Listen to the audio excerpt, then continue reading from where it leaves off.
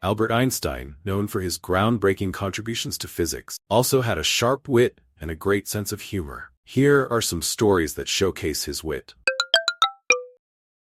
A student once approached Einstein, distressed about the difficulty of an upcoming exam. The student asked, "The questions on this year's exam are the same as last year's. How can that be?" Questions may be the same, but the answers have changed.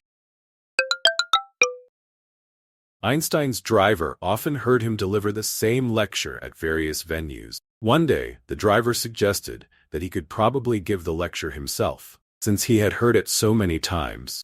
Einstein agreed to the switch. The driver delivered the lecture flawlessly, but during the Q&A session, a professor asked a complex question. The driver, without missing a beat, replied, "That question is so simple. I'm surprised you asked it. In fact, my driver will answer it for you."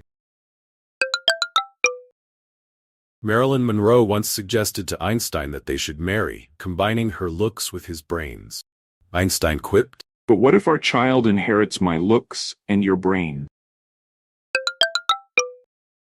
Einstein loved playing the violin. Once, while rehearsing with a pianist, Einstein became frustrated and exclaimed, "I do not know. I see it in my mind, but my fingers won't play it."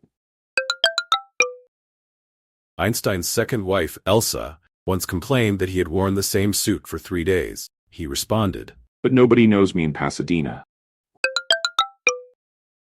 Einstein was known for his absent-mindedness. When asked for his phone number once, couldn't recall it and had to look it up in the phone book. His secretary, amused, asked why he didn't remember it. He replied, "Why should I memorize something I can so easily get from a book?" At a dinner party, Einstein was asked by a young woman what he did for a living. He replied, "I devote myself to the study of physics." Oh, I finished physics in high school. What else do you do? Einstein once received a speeding ticket. When the police officer asked him why he was driving so fast, Einstein replied, "I'm sorry, officer.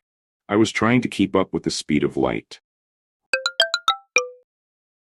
When Einstein was a student, he struggled with geometry. His teacher remarked, "You will never amount to anything." Einstein replied, "Well, I'll try to be a professor and see if I can learn some geometry." Einstein was once asked to explain how a radio worked. He said, "You see, wire telegraph is a kind of very, very long cat. Pull its tail in New York, and it meows in Los Angeles. Do you understand this? Radio operates exactly the same way. You send signals here, you receive them there. The only difference is that there is no cat."